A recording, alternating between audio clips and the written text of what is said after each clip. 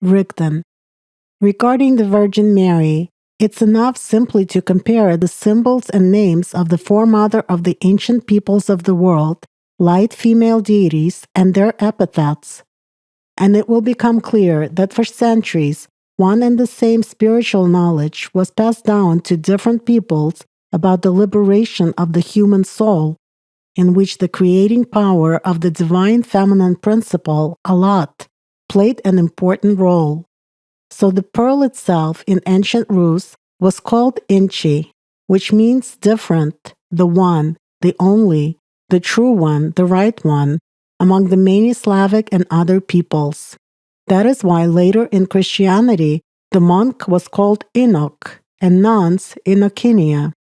The pearl was an associative symbol of the soul from another, spiritual world. The ancient Russian word rakovina, perlamutr, is derived from the ancient words of the Slavic peoples living in Eastern Europe. Raki is a shell and is similar to the Latin word arcio, meaning I lock. That is, pearl in a shell is a symbolic designation of the soul locked inside the material shell of the body, which had been brought here from another world and which can be liberated only when human consciousness, the personality, fuses, connects with the soul with the help of spiritual creating power and the predominance of the spiritual nature in a person. Anastasia.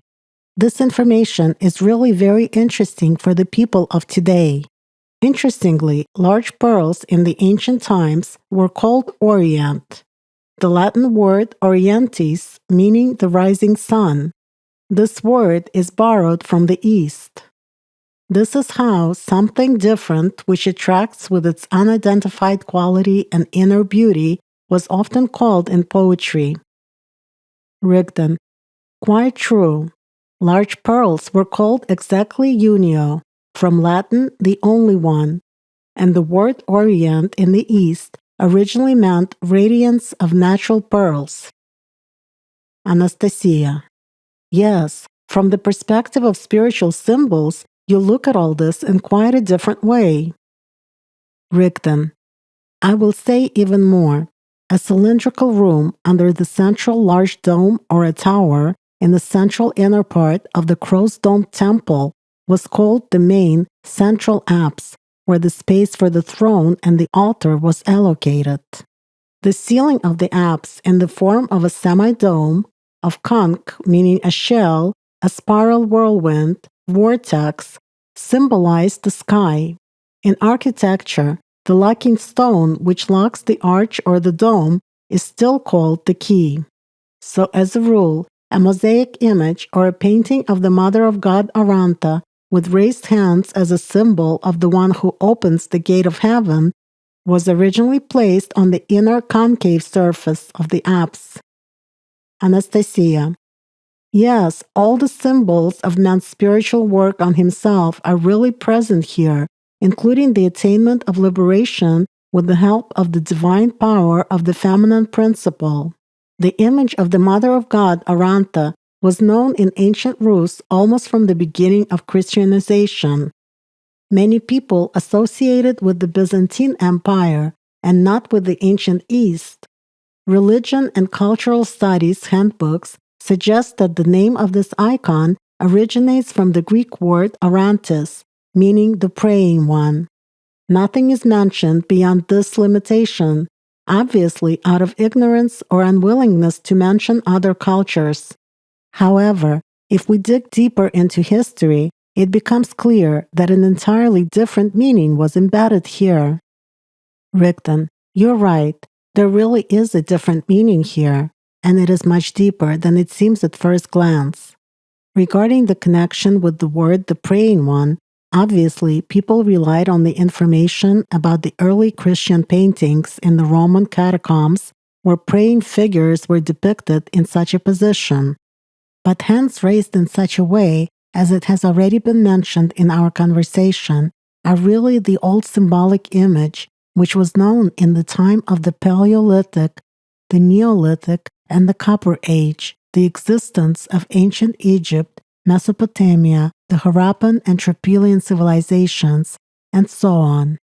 This is a symbolic designation of Allat, the symbol of knowledge about the spiritual practices for attaining fusion of the personality with the soul, the symbol of spiritual enlightenment and cognition of the truth. Anastasia, that's amazing.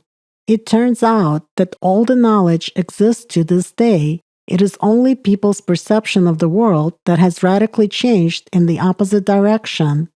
Even the architecture, for instance, of the Christian temple contains the basic knowledge: square-shaped, four-leaved structure with a center, cylindrical central room, and pyramidal architecture of the entire building.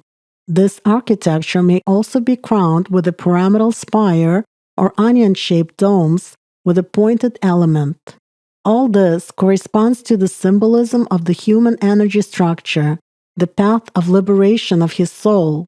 Four essences: the center is the soul, personal space, pyramidal structure, architectural symbols of transformation of the square into the circle or octagon, a symbol of the cube.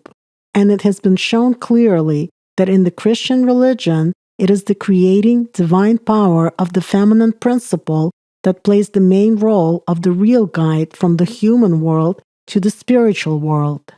It is embodied in the main female images of Christianity: Virgin Mary, Mary Magdalene. People divide the images, but their essence is the same: divine love, God's mother, that through which love revives communication with God in a person and restores the former connection with Him through the soul. It is the spiritual, good power of love and creation of the Mother of God that is the main guiding and performing power from God. In the Annunciation scenes, the Virgin Mary is often depicted with a lotus, or rather with a lily in her hand, as a symbol of spiritual purity. She is portrayed stepping on a dragon with her feet, the human's animal nature. After all, taking into account spiritual knowledge about a human and the practice of spiritual path, all this takes on a different, deeper meaning. The Virgin Mary is named as spiritually reviving power and the embodiment of true knowledge. She is called the wisdom of God, a painter of everything, the mother of creation, about whom the Bible says that she is the breath of the power of God and a pure outpouring of His glory. She is a reflection of eternal light and a spotless mirror of the working of God. And being but one, she can do all things, and remaining in herself, she maketh all things new. And in all ages, entering into holy souls, she maketh them friends of God and prophets. The spiritual power of the Virgin Mary is compared to the gate of heaven. She is named the bearer of a deity, the soul of the world, providence of God, incarnation of Logos. Rigdon. Once Jesus said to Mary, "Blessed are you, Mary, because flesh and blood hath not revealed it unto thee, but my Father who is in heaven. And I tell you, you are the Magdala of my church, and the gates of hell shall not prevail against it. And I will give unto thee the keys of the kingdom of heaven, and whatsoever thou shalt bind on earth shall be bound in heaven, and whatsoever you loose on earth shall be loosed in heaven." Anastasia. Yes, I remember these important words. I recorded this knowledge in the book Sensei 4 about the fact that it is Mary Magdalene who was that closest disciple to whom Jesus not only entrusted the secret knowledge, but also handed the keys to the kingdom of heaven, that which today people call the Holy Grail. Magdala of the Church of Jesus, the main pillar of faith on which the true teaching of Jesus still rests. Rigdon. And real spiritual help comes to people for the salvation of their souls. Anastasia. You know, once when I was in Kiev and visited one of the temples, I saw an old picture of the God's Mother Aranta in the half-length image. Her hands are clearly shown as raised up and spread to the sides in form of a cup, a half moon with its horns pointing upwards, and a circle is highlighted on her chest where baby Christ is located as in mother's bosom under her protection. That is, this is an icon with the AllatRa symbol encrypted in it. I was surprised that people don't see the obvious. Although had you many years ago not enlightened us on these issues, I probably would similarly not understand why I couldn't stop looking at that particular icon, why I feel the positive power coming from it. I took a picture of this image of Aranta and put it as wallpaper on my mobile phone. Here it is.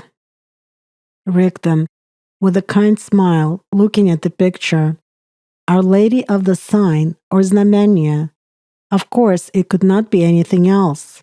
The light-carrying grace of God. The bosom of the Mother of Slavic people. Righteous joy of your eyes, true brother, until this time akin a crescent is shining in the name of your glory, bringing closer this day of I am, I shall be. That is a good icon.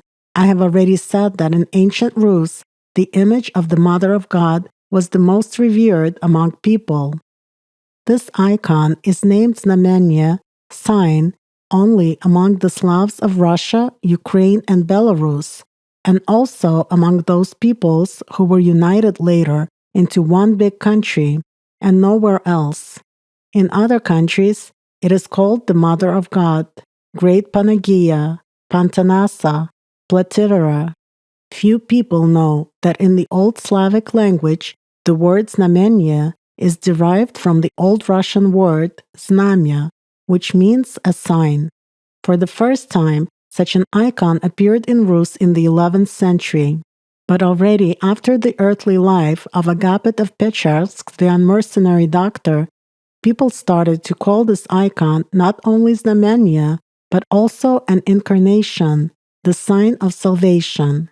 That is the point. Anastasia. To this day, one can find references to it, but unfortunately, the church legends started to emphasize the physical salvation of people rather than the spiritual one. Nevertheless, if one thoroughly studies the history of those years, then even indirect references in the end bring us to the historical events related to certain dates. For example, on February 25th, 1169, thanks to the icon Aranta, a miraculous resolution of the outcome of the battle at Veliki Novgorod took place, because of which, thereafter, people themselves began to honor the Mother of God as their patroness. However, those in power set a celebration in honor of that event as late as on November 27th, according to the Julian calendar, December 10th on the Gregorian calendar. Rigden. That did happen. Simply, this event took place in the days of the Great Lent. It was in a way a bit inconvenient for them to celebrate it because of the Lent. So they adjusted it to November 27th to suit the name day of the Novgorod governor of that time. In any case, everything is as it has always been. Nothing has changed in power. But the most important thing is that people feel the truth. Although in fairness, I must say that this icon worked a lot of spiritual miracles in Kievan Rus since the 11th century. Even later, many covert and overt miracles happened thanks to this icon. It became so popular in the entire Orthodox ecumeny that people started to depict it not only on the wall paintings in temples. The sign became accessible to people.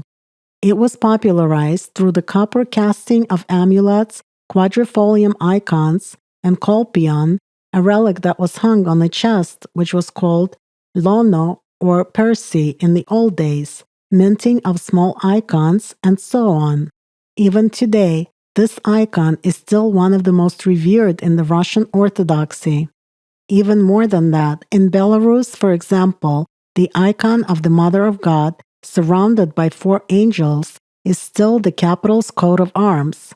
Translated from German, Gerb, the Russian word for coat of arms, means heritage, a unique symbol of the ancient Slavic city of Minsk, located on the bank of the river Svisloch, one of Dnieper's tributaries. Legends have preserved a partial reference about the connection of the icon Znamenia with ancient Kiev and about its miraculous discovery. All these symbols and signs made a special impact on the spiritual heritage of these Slavic peoples. Anastasia. Yes, suffice it to look at the present-day coat of arms of those places in order to understand what symbols the society's attention is drawn to. Rigden. Generally speaking, I must say that the Slavs in the pre-Christian period still preserved the symbolism, mainly of the rhombic type. It can be said that the Slavs and the Baltic peoples were practically the last Indo-European peoples who had long and firmly resisted the intrusion of Christian symbolism into their traditional beliefs. I draw your attention to the fact that by the 10th century, Christianity as a religion had already significantly strengthened its positions in the world as a tool of political power. Still, the symbolism of these peoples was mostly oriented towards the spiritual. But as I have said, all the changes begin with symbols. Christianity started to exert its influence on the rich sacred symbolism of the Iranian peoples practically since the 6th century and on the Germanic nations since the 8th century, while a major attack on the Slavs by the symbols of this religion, including symbols that included negatively affecting signs, began in the 10th to 11th centuries. But thanks to the timely intervention of Agapit of Pechorsk in this process, positive symbols were activated in Kievan Rus, many of which, the signs AllatRa, Allat, rhombuses, circles, and equilateral crosses, were well known also in the pre-Christian period. Agapit basically renewed the knowledge, including about the four essences, about the spiritual liberation of a human.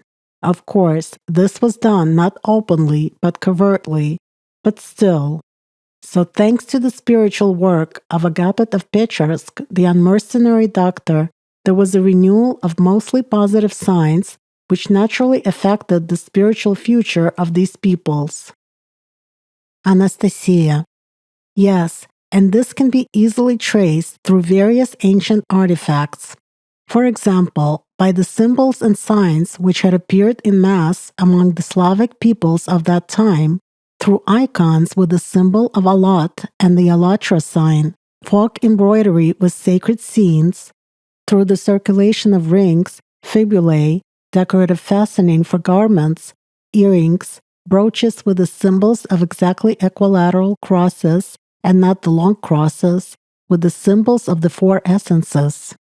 Interestingly, in the ancient Rus, golden and silver signet rings with images were common in cities, while in villages there were copper ones with geometric patterns.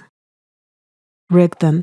As a rule, people's attention is deliberately focused on the philosophy of this or that religion or the political ideology, but not on signs, and certainly not on the true purpose of these signs. While some of them are working signs and affect the human energy structure, they work at the subconscious level, regardless of whether the person understands this or not. People should take a closer look at what specific signs and symbols surround them at home, at work, and in other places of their lives. It is always possible to change the situation for the better if one has the knowledge. All it takes is the desire of people themselves and their real work in this direction.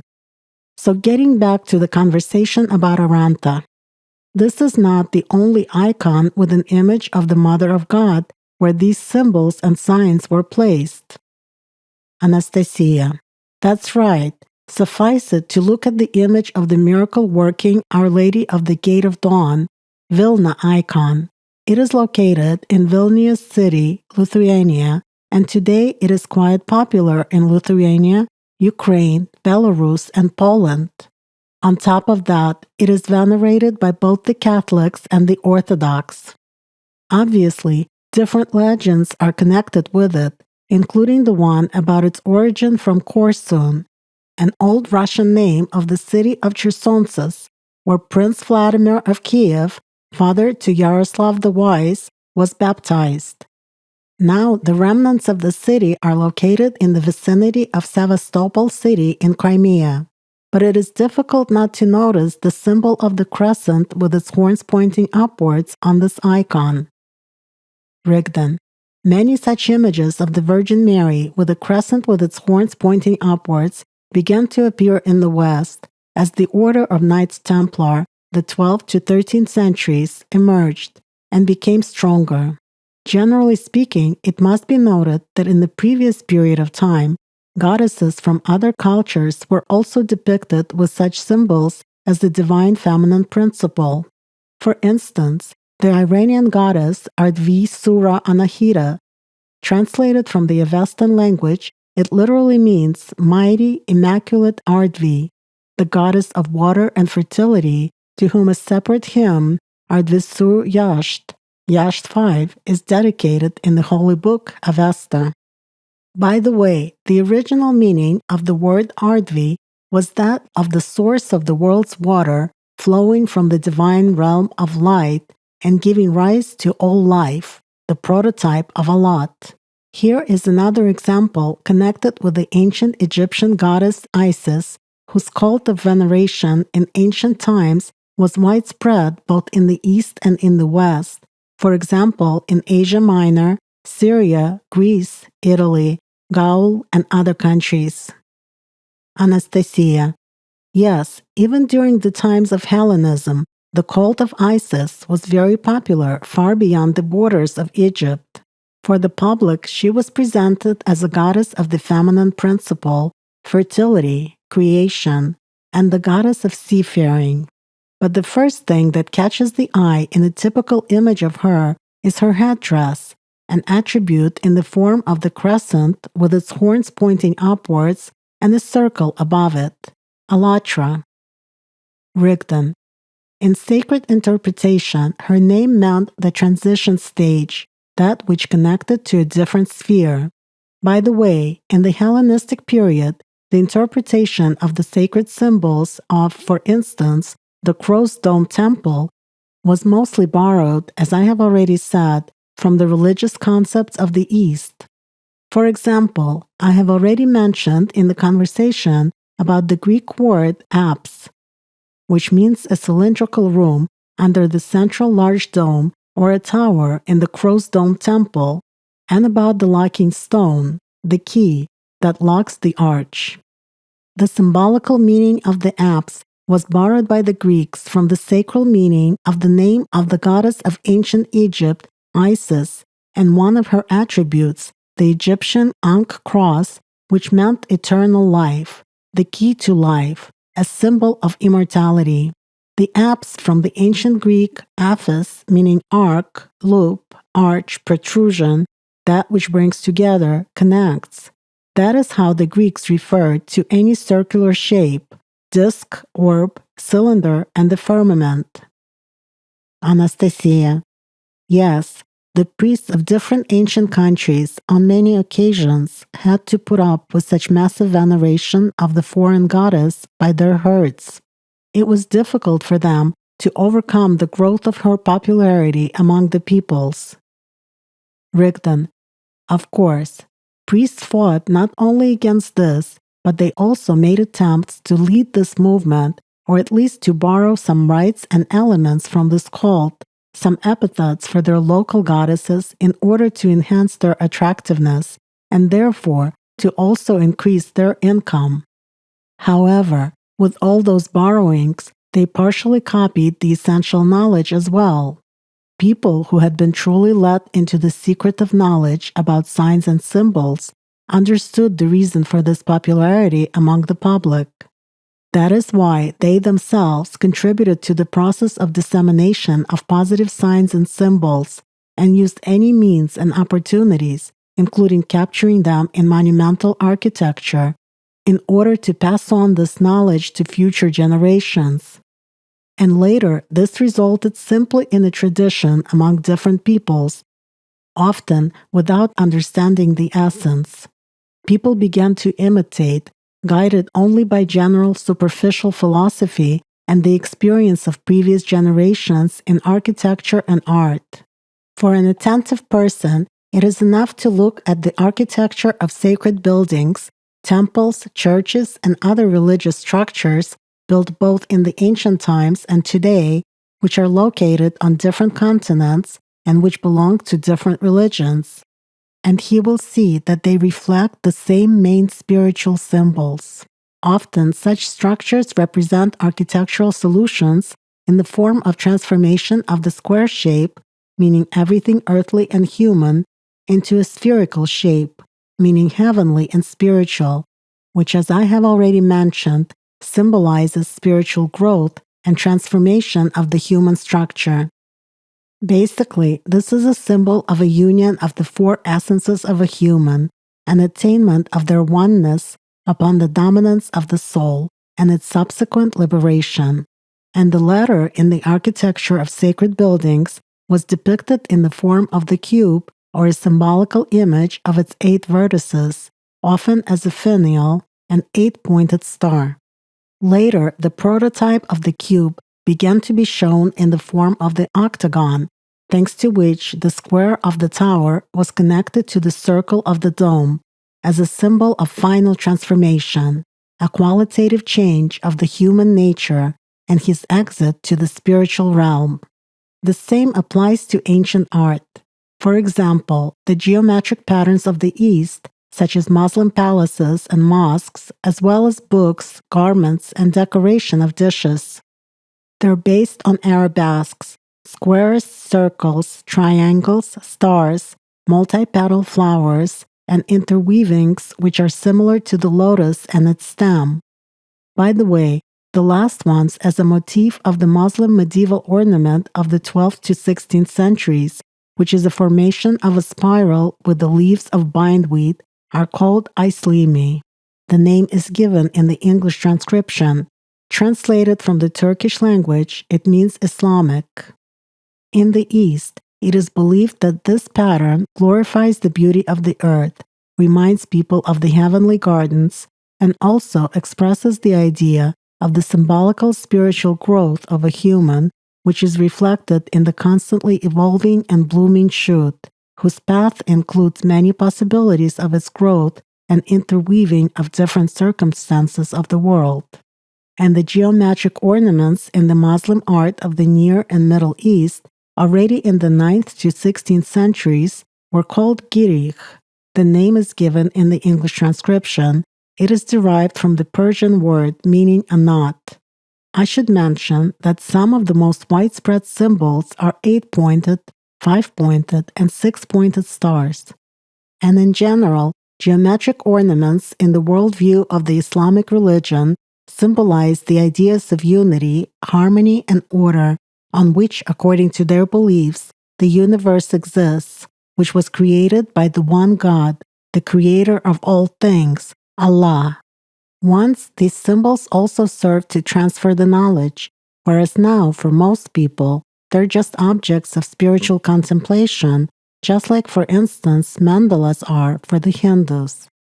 By the way, initially, only symbols and signs were used to designate Buddha, the same as in early Christianity to designate Christ, and it is only much later, as the institution of religion had been created, for example Buddhism, that Buddha was personified as a deity. Generally, as I have already mentioned, geometrical signs in the ornament are a very old tradition of symbolical transfer of knowledge which existed in the East even in the pre-Islamic times. Such an ornament was previously read by, for instance, Arab nomads like an open book, which most understood. Anastasia. Well, the East, and Islam in particular, are a story in itself. Once, long ago, you told us about Prophet Muhammad. This, in turn, generated interest in Islamic traditions, culture, art, architecture, and literature. As is commonly known, the main shrine and the place of pilgrimage for Muslims is the birthplace of Muhammad, Mecca. This place is located in a small valley in the mountains. Even in pre-Islamic times, Mecca had already been the main religious center of the peoples of the Arabian Peninsula, and the Kaaba, the building in the form of a large cube, was commonly recognized as a shrine by different peoples of the Arabian Peninsula. Scientists still do not know who built it and when, but what is interesting is that when translated from Arabic, Kaaba, the English transcription of this word, means a cube. And if we take into account that a cube placed on its vertex or with the marked vertex among the peoples of the world since ancient times had been an important spiritual symbol which indicates the human transformation into a spiritual being, then the story becomes really interesting. According to geometry, a cube is a regular hexahedron consisting of 12 edges, 8 vertices, 3 edges meet in each of them, and 6 faces, which are squares. It is appropriate to recall that the number 72 can be presented as a combination of 12 by 6. Again, the symbolism of numbers and geometric values is quite interesting. So after Islam had become the dominant religion in Mecca, Masjid al-Haram Mosque became the main place of pilgrimage for Muslims. It is here that the ancient shrine Kaaba is located, as well as, by the way, Maqam al-Ibrahim, a small domed building crowned by the symbolic sign of Allat. Inside it, there is a stone with a footprint, which the legend says belongs to the Prophet Abraham. Rigdon, quite true. In Quran, Surah 3, Ayat 97, it is clearly written about this sign. There, clear signs for people are the place of Ibrahim, and whoever enters it shall be safe. The sign of Allat is precisely the symbol of attaining spiritual liberation, the only possible state of spiritual transformation for a human being, which opens a way to eternity, the only place he can remain safe from this material world. Anastasia, I agree with you. It is shown and written very clearly, but people don't seem to notice it, or they understand it in their own way, based upon their reasoning of residents of the three-dimensional world. Their attention is focused more on the external, for example, on the outer wall of the Kaaba's eastern corner, which holds the main relic, the so-called black stone, Hajar al-Aswad, an egg-shaped stone which is 30 centimeters long. Scientists assume that this stone is of either volcanic or meteoric origin, but this is not the point. According to the ancient Arabic legend, the angel Jibrail, Archangel Gabriel in Christianity, in Islam as it is known, Jibrail is the most revered angel prophesying the will and revelations of Allah to prophets, handed to Adam after his repentance as a sign of the Allah's divine forgiveness, a white stone from paradise as an altar for praying on earth, which marked the beginning of Kaaba. This happened after Adam and Hawa, Eve, had been expelled from paradise and were separated, and then, many years later, they met each other again near Mecca. According to the legend, the stone initially was white, but turned black because of human sins. According to the belief of the Islamic religion, the Kaaba in Mecca is also considered to be the home of God, part of the sky tilted over to the earth, the center of the universe, and the side to which the prayer of each Muslim should be directed. Believers are made to think that every Muslim should at least once in his life visit Mecca, where he should perform a number of ceremonies, including walking around the Kaaba 7 times, as a symbol of the divine order and subordination to the single center. But if we compare all this information about the Kaaba relic with the knowledge, it turns out that it's not about the external worship. After all, the energy projection of a spiritually developed person in the 7th dimension looks like a cube set on one of its vertices. A cube with one of its vertices marked is a symbolic transfer of the spiritual knowledge, and 7 circles symbolize cognition of the 7 dimensions. Rigdon, absolutely. Often, the rites of different religions include performing some external action 7 times as a symbol of attaining the 7th dimension during lifetime, a special spiritual procession, spiritual development of human during his life on the way to God. For example, as you correctly noted, in Islam it is walking around the Kaaba 7 times, and also a number of religious rites associated with number 7. It is based on Muslim beliefs that the throne of Allah is located in paradise on top of the 7th heaven, where there is the low tree of the utmost boundary, Sidrat al-Muntaha. There is an esoteric branch of Islam, Sufism, which had a huge impact on the religious dogmas, philosophy, literature, ethics, and poetry of the Muslims of the East.